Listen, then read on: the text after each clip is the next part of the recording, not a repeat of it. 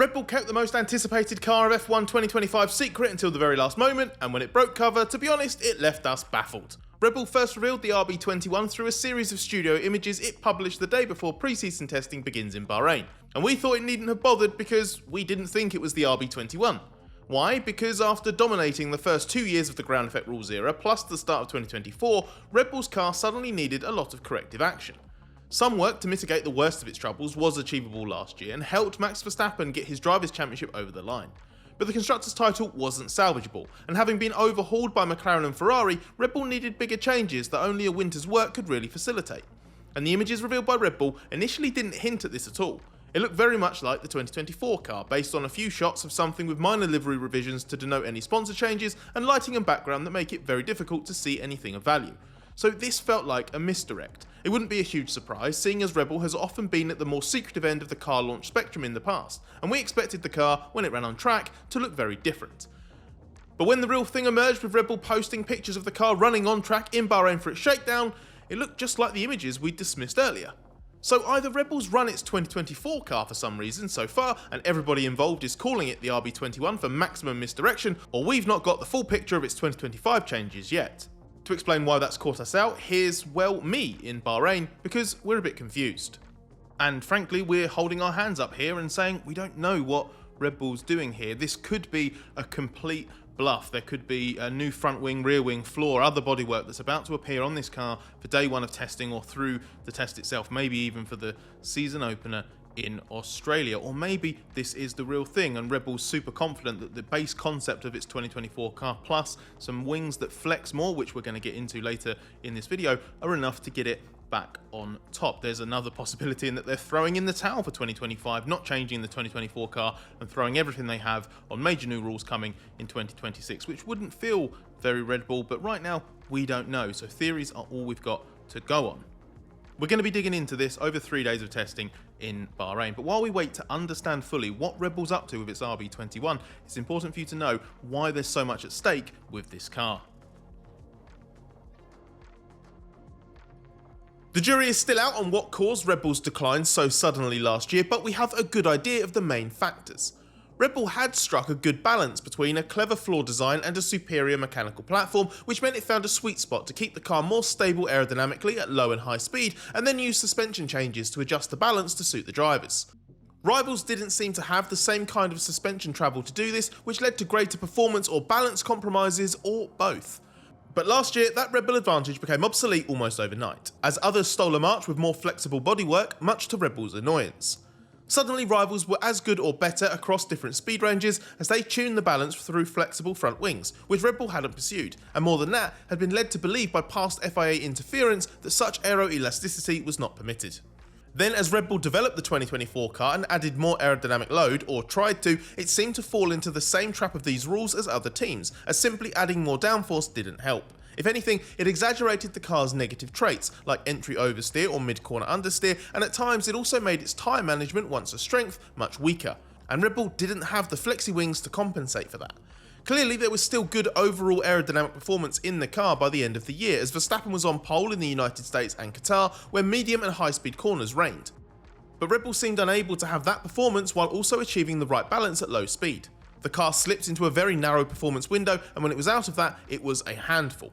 Verstappen was more effective at making the most of that than Sergio Perez, whose form nosedived so badly once the Red Bull was weakened that he ended up being dumped by the team at the end of the year. So a key question for this car is whether Red Bull's changes will be enough to broaden its working window and maybe give the team more setup options to adjust the balance too.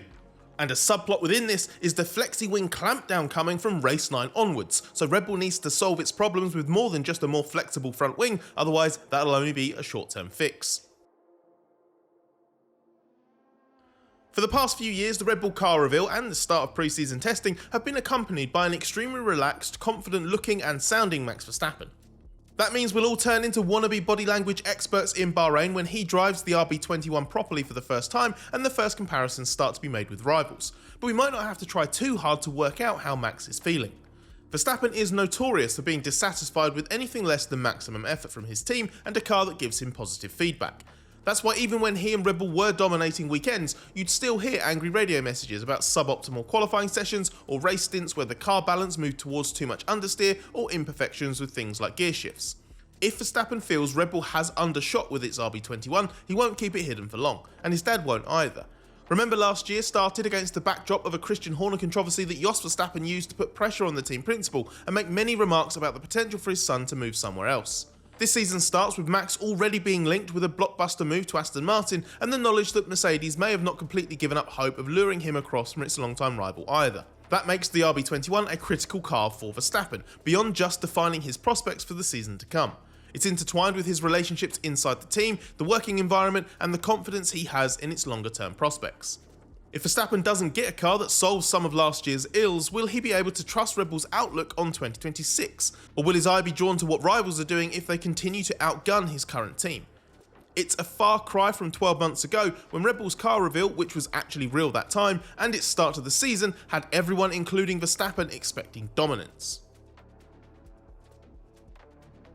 The car that appears in testing will provide the first answers to what Red Bull's done to try to end a rules era it's mostly dominated on a high and obviously show us whether it's capable of doing that.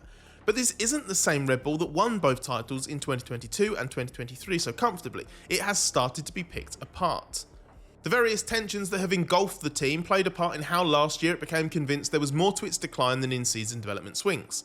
The longer the year went on, and the more tense the championship situation got as pressure from McLaren and Ferrari intensified, the more some internal theories emerged publicly and Red Bull's paranoia became more prominent.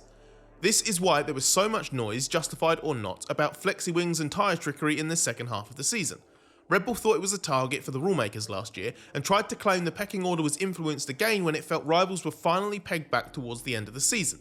But even then, Red Bull was behind McLaren and Ferrari, so there is a lot of pressure to prove it hadn't just engineered itself into trouble after all.